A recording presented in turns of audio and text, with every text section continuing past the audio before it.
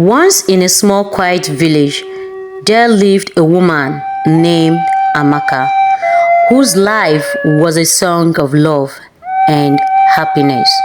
Her husband, Nkem, was a kind and a cheerful man who loved her deeply. Together, they had a child by name Kelechi, who was as bright as the sun. Amaka's family was the pride of the village. Nkem was known for his wisdom and gentle heart, always helping those in need. Amaka was a skilled weaver, and her colorful fabrics adorned many in the village. Kelechi, though only 8 years old, had the voice of a nightingale, often singing while her mother worked. Their home was simple but full of love and joy. But joy is like the rain, it doesn't stay forever. One fateful evening, Nkem went fishing by the river but never returned. Days turned into weeks, and his canoe was found overturned downstream. The village mourned with Amaka, but no one could ease her pain.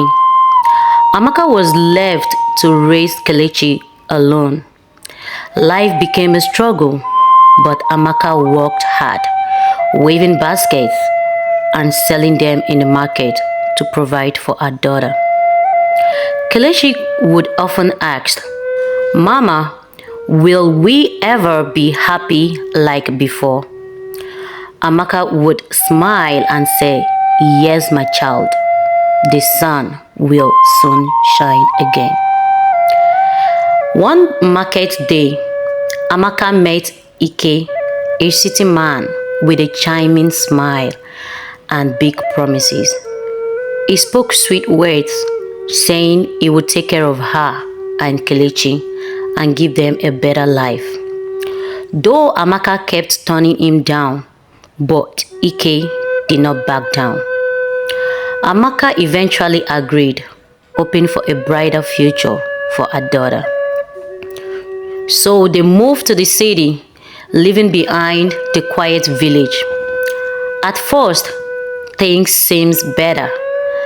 Ike bought them new clothes and showed them the city lights, but soon his true nature was revealed. Kelechi noticed the change first. Ike's smile faded, replaced by a cold, harsh glare. Ike became cruel. He would shout at Amaka for the smallest mistakes and often hit her. Kelechi, who was once full of life, became quiet, her eyes always cast down. Ike didn't stop there. He began targeting Kelechi, yelling at her and calling her useless. Sometimes he locked her in a dark room without food. Amaka wanted to protect her daughter, but was too scared to speak up. Each time she tried, Ike's anger would flare and he would threaten them both. Kelechi would lie awake at night, staring at the ceiling, wondering, why doesn't Mama stop him? One day, Ike brought a friend named Emeka to their home. Emeka was even worse. He often taunted Kelechi and made her feel small. One fateful evening, while Amaka was away at the market, Emeka tried to harm Kelechi. Overwhelmed by fear and rage, she grabbed a heavy vase and struck him.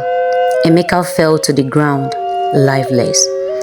When Amaka returned, she found Kelechi trembling in the corner. "Mama, I didn't mean to," Kelechi whispered, her voice breaking. The neighbors had heard the commotion and called the police, but when Ike returned and saw what had happened, he was so angry and he started screaming at the top of his voice, "I am innocent, I am innocent." Ike blamed Amaka for what happened, accusing her of raising a murderer. He gathered the neighbors, telling them lies upon lies. Amaka overheard Ike and the neighbors and quickly took Kelechi to a room and held Kelechi's hand, tears streaming down her cheeks. "I'm sorry for letting you down, dear child. No matter what happens, Mama loves you so very much." Amaka quickly wiped her tears and asked Kelechi to lock the door behind and not to open for anyone, no matter what she heard. Kelechi immediately locked the door. She held her shirt and sobbed silently while praying for all this to go away. The neighbor bashed into the house looking for Kelechi but couldn't find her.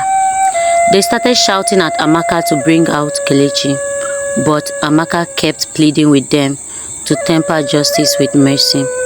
The neighbors, in their anger, turned on Amaka and dragged her out of the house.